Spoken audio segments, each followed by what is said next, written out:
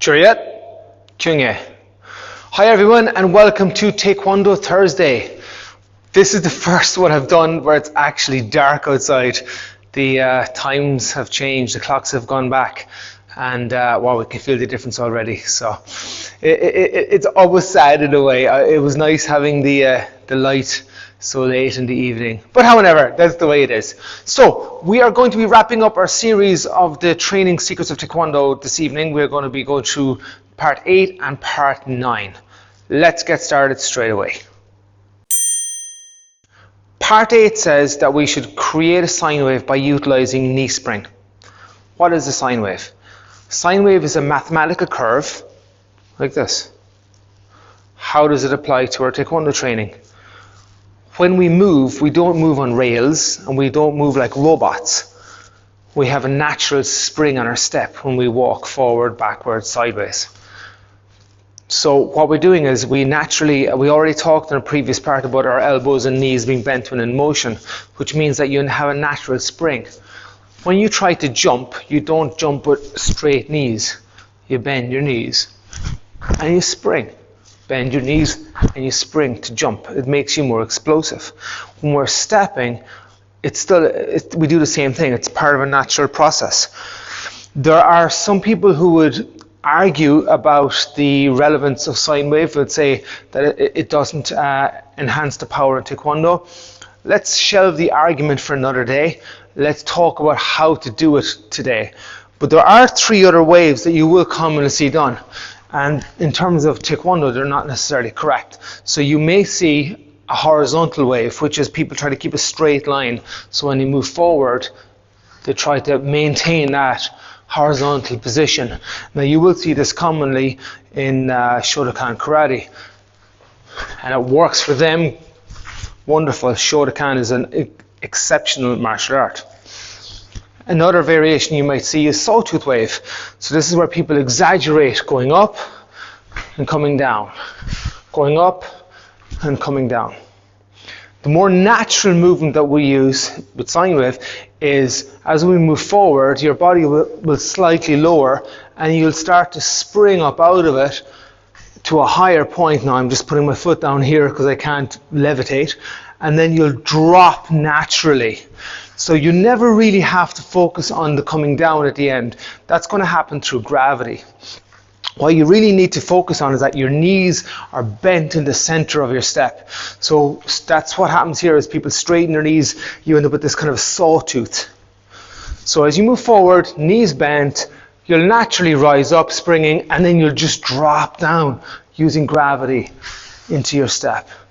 And it really isn't any more complicated than that. Now we do need to talk about knee spring on the spot.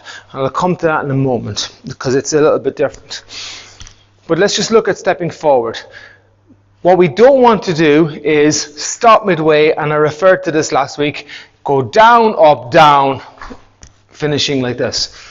Okay, so please don't lose all your momentum by stopping to bounce. It's part of the step. If you're going forward, go forward. If you're going backward, you're going backward. You don't stop in the middle and go down, up, down. So you step, let your knees bend naturally, spring out at a halfway point, and you get into the end of your stance. Moving back, it's the same. Your back knee, in the walking stance, my knee is straight. So as I move back, my knee will bend, and then I will naturally spring up out of it. To go from a parallel ready stance to the right or to the left, I'll go to my left, you're going to start by not having legs straight. We're going to bend the knees naturally because we need a little weight shift. The knee will bend just slightly. We don't want to exaggerate anything. Too much of a good thing becomes a bad thing. So we spring and into the stance. Spring and into the stance. Spring and into the stance. Pivoting 180 degrees, it's the same idea. From here, I want to go around 180 degrees to my right. My knees will bend. I will spring out of that position and into my next stance. I'm a little too close to the wall. Spring and there. Spring and there. Okay? And you can see it creates explosiveness in my movement. If I try to keep my legs straight and have an absence of that spring, you can see that it's actually much slower. So I think we've covered the most important points there of how to use knee spring with sine wave. Now, a couple of other areas. We don't always step forward or backwards. Sometimes we do things on the spot. So an example, sorry, I beg your pardon. An exception to using knee spring is when you're in a parallel stance, you'd raise the heel slightly. So showing from the side, if I'm doing a parallel stance punch, rather than bending the knees, I'd lift my heels just slightly and drop. Here, like that. Heels come up slightly, just a few centimeters, and drop. In sitting stance, now we're right back to knee spring because the knees are bent. Like jumping, again, just drop slightly, just gets that kinetic energy going. Drop, spring up, and lower yourself into your stance. Why do we lower on impact? Because we're making the most of our mass.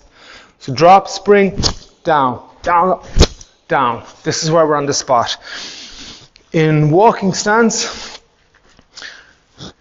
this depends on motion. Normal motion would be knee will bend slightly. Again, I've often seen it exaggerated in tournaments around the world.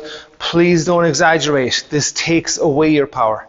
You want to enhance. So just spring slightly and drop. Bend the knee slightly, raise up and drop. It should be quick and explosive. Okay, it shouldn't be slow and labored. An exception to using the knee spring here would be when we're doing fast motion. So it's typically done after a kick. Let's look at a dosan. We do a middle front snap kick. We drop down.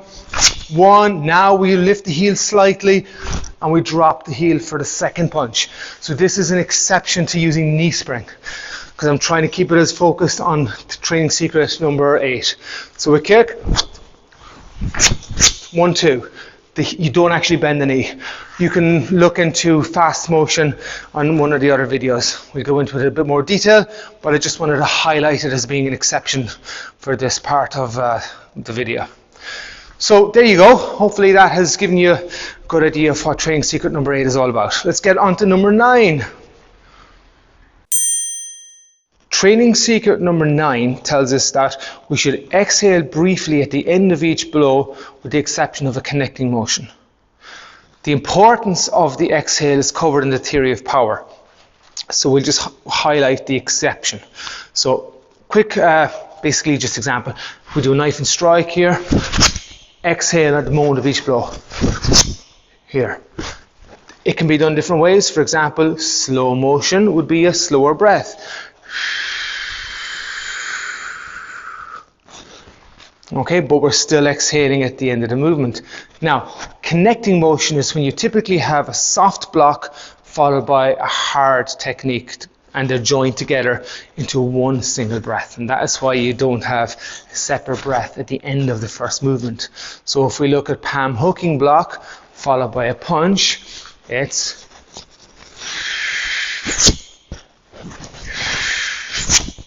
one breath.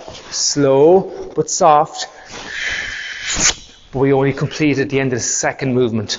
That's why it's an exception. Scooping block followed by punch and get back is another example. So there you have it. We've covered all 9 secrets over the last few weeks. These are the backbone to how you perform effective and devastating Taekwondo technique, the way General Choi envisaged. So do please study it and apply it in your training. You won't regret it. It will make you a more effective Taekwondoist. Cheerio. Chungye.